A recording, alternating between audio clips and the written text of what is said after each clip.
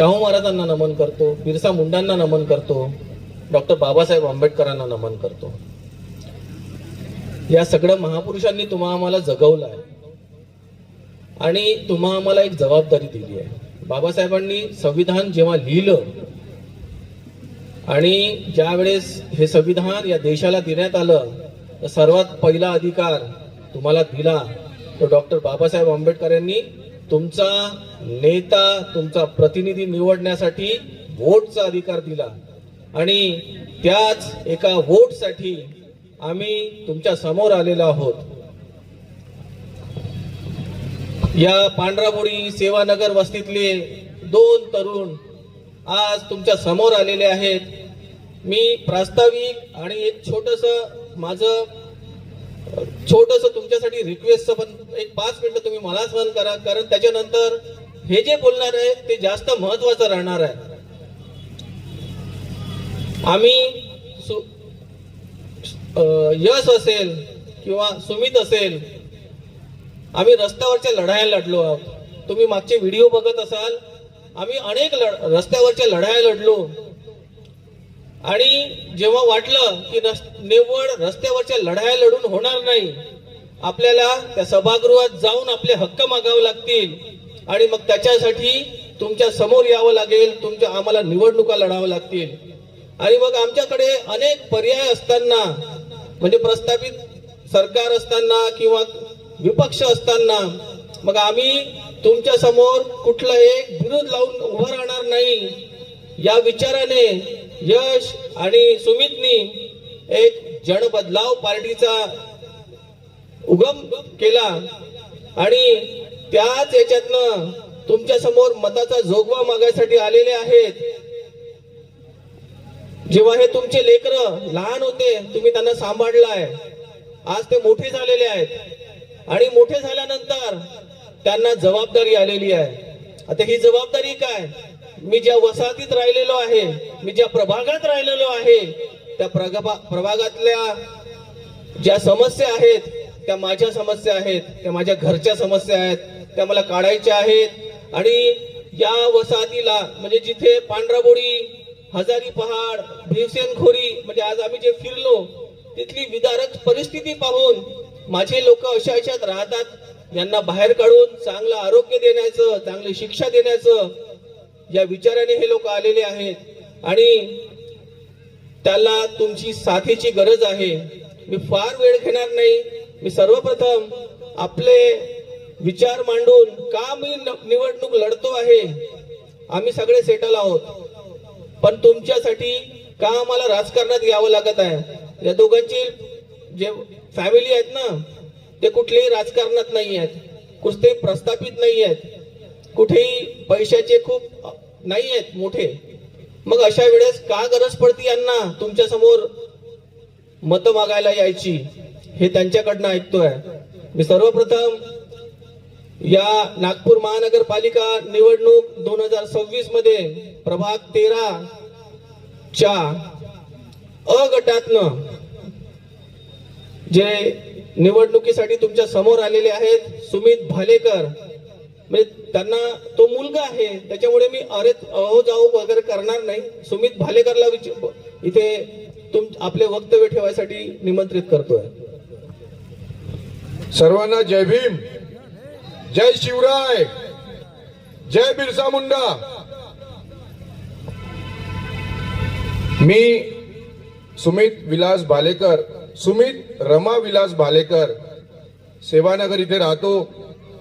माझं शिक्षण BA झालेलं आहे. मी BA ग्रॅज्युएट आहे. माझे वडील, थोडासा अल्पशा तुम्हाला परिचय देतो, कदाचित भरपूर लोक ओळखतात मला, पण तरी सुद्धा माझे वडील ऑटो चालवायचे. ऑटो चालून त्यांनी उदरनिर्वाह केला आणि या लेवलवर आम्हाला बसवलं. आज आम्ही त्यांचे जे उपकार आहेत ते कधीही विसरू शकणार नाही.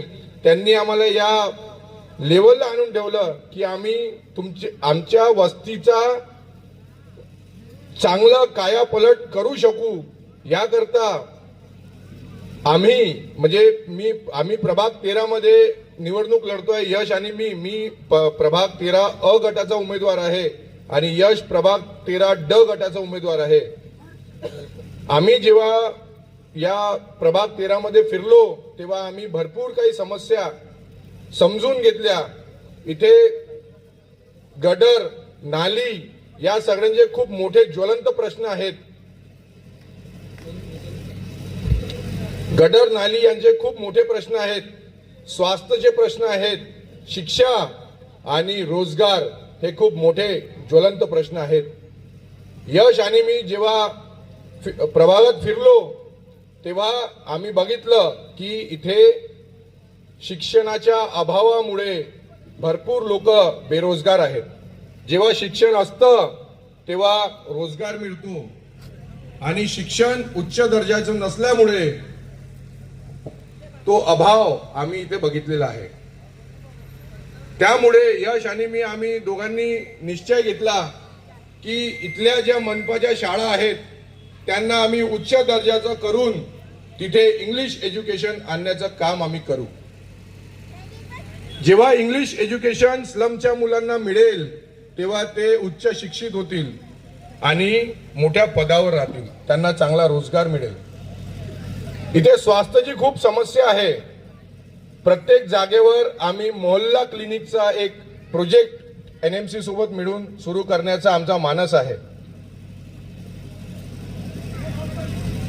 पैशाच्या अभावामुळे लोक म्हणजे हेल्थ अवेअरनेस नसल्यामुळे, हेल्थ इन्शुरन्स नसल्यामुळे भरपूर लोकांना जेव्हा बिमारी होते आणि ते लोक जेव्हा प्रायव्हेट हॉस्पिटलला जातात तेव्हा त्यांना भरपूर पैसा मोजावा लागतो. आणि स्लम मध्ये असणारे लोक यांना पैशाचा खूप म्हणजे खूप टंचाई असते. त्यामुळे आम्ही मोहल्ला क्लिनिकच्या माध्यमातून 10 रुपयामध्ये पूर्ण इलाज त्याचा झाला पाहिजे अशी व्यवस्था आम्ही करण्याचा मानस ठेवलेला आहे. रोजगार हा आज देशातला सर्वात मोठा प्रश्न आहे. तर आता नगरसेवक रोजगार देणार कसा? तर रोजगार आम्ही NMCच्या माध्यमातून इन्क्युबेशन सेंटर सुरू करून स्टार्टअप्सला बळ देण्याचं काम आम्ही करणार आहोत जनबदलाव पार्टीच्या माध्यमातून. यशजी यांचं काम खूप चांगलं आहे. सामान्य लोकांसाठी ते खूप झगडतात, लढतात. म्हणजे तो माझा लहान भाऊ आहे. आणि जर तुम्ही यांना आणि मला निवडून दिलं तर आम्ही NMC मध्ये 5,000 नोकऱ्या अजूनही प्रलंबित आहेत ज्यावर आम्ही काम करतोय. समजा आम्ही निवडून गेलो तर त्या विषयांना आम्ही रेटून धरू आणि लोकांना नोकऱ्या देण्याचं काम जनबदलाव पार्टीच्या माध्यमातून नागपूर शहरात पहिल्यांदा होईल.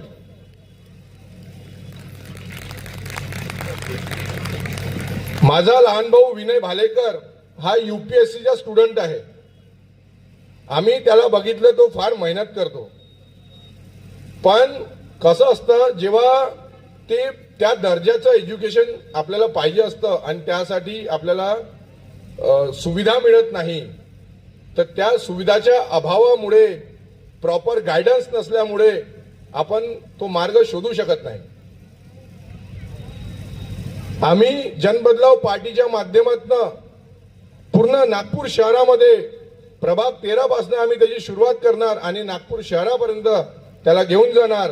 MPSC आणि UPSCचं फ्री एज्युकेशन सेंटर आम्ही नागपूर शहरात सुरू करणार जेणेकरून स्लमचे जेवढे आपले मुलं आहेत, आपल्या एरियाचे जे काही मुलं आहेत, नागपूर शहराचे जे शिकणारे मुलं आहेत, ज्यांना इंटरेस्ट आहे शिकण्यामध्ये, अशा लोकांना आम्ही फ्री एज्युकेशन MPSC UPSCचं देणार जेणेकरून त्यांची वाढ होणार. त्यांना मोठ्या पदावर ते लोक जातील आणि आपल्या समाजाचं, आपल्या देशासाठी ते काहीतरी करतील.